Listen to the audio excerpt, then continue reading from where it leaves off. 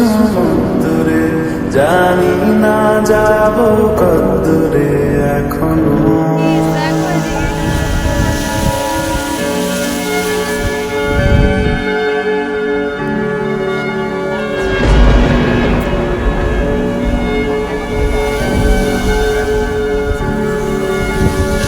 Hey guys, আমি পায়েল, তোমরা দেখছো ইটস পায়েল 19। ব্লগটা শুরু হয়েছে ঠিক এখান থেকে। আমরা এসেছি আগের দিন রাতে, আসার পর অনেক হোটেল খুঁজতে অনেকটা টাইম চলে গেছে। তো চলো ব্রেকফাস্ট করে নিই। এখন এসেছি ধোসা খেতে, আর এখানে ডিম টোস্ট অলমোস্ট এনার খাওয়া হয়ে গেছে আসার আগে থেকে। দেন আমরা খেতে খেতে একটু কথা বলছিলাম সবাই মিলে, আর ধোসাটাও বেশ ভালো ছিল। ও ধোসা খাবার পর আমরা সবাই চলে যাব দীঘাতে, কারণ এখনও অবধি স্টিল আমি দীঘা কোনোদিন আসিনি। তো আমি প্রচুর এক্সাইটেড ছিলাম, যে আমি ভাবছিলাম কখন খাওয়াটা শেষ হবে দেন তাড়াতাড়ি চলে যাবো দীঘাতে, গিয়ে দীঘাতে জাস্ট দেখবো কখন আমি যে সমুদ্রটা এত সুন্দর। আমি তো ভিডিও দেখেছি আগেও, তো এখন ফার্স্ট টাইম যেহেতু দেখবো সামনে থেকে, প্রচুর এক্সাইটেড। আর এই জায়গাটা ছিল কি বলতো, এখানে অনেক দোকান বাগারা ছিল, এইগুলো ওর মধ্যে মেলা টাইপস আর কি।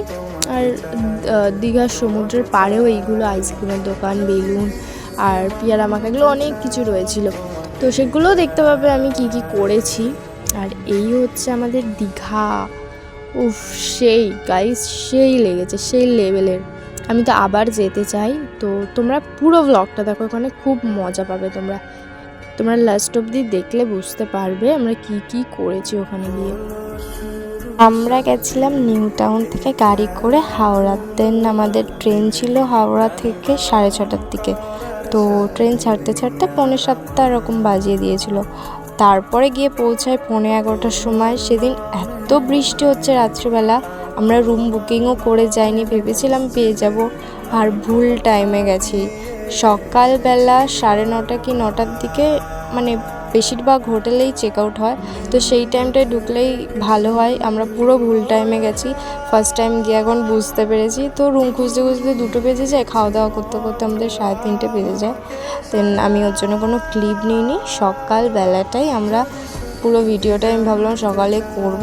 তো গাইস, আমরা এখন কোথায় এসেছি দেখো, কি সুন্দর জায়গা। আমার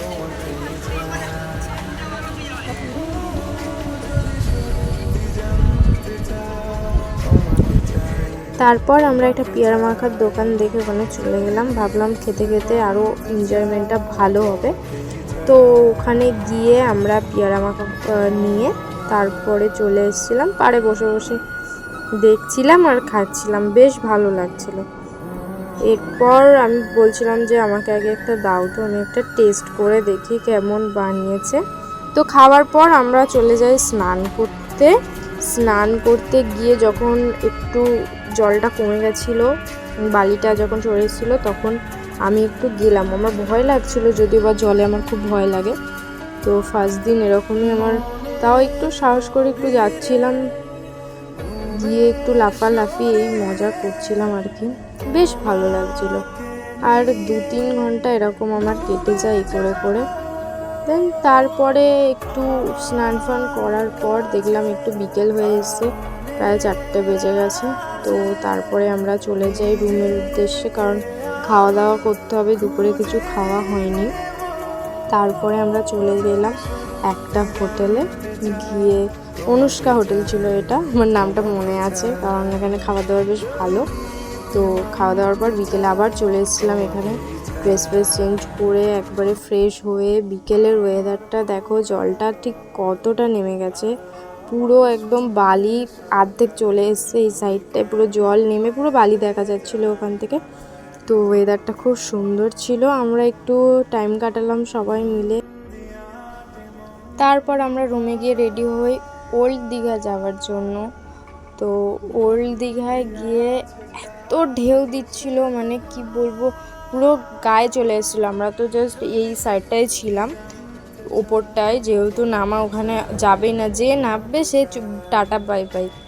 ও তারপরে আমরা এগুলো এখানে দেখো বিভিন্ন রকম ভ্যারাইটিস মাছ মাংস ছিল, ফুড কালার কি না আমি জানি না, বাট এখানে ইয়েলো, গ্রিন, রেড, তারপরে আরেকটা ছিল একটু অরেঞ্জ টাইপ, তো এগুলো এরকম কালার দেওয়া, মাছেও তাই এরকম ছিল। আমার দেখে মোটামুটি যেগুলো এমনি কালার ছাড়া মাছগুলো ছিল ফ্রেশ লাগলো। এগুলো আমি জানি না, এগুলো তো কেটে সব ওরা কি করেছে, ম্যারিনেট।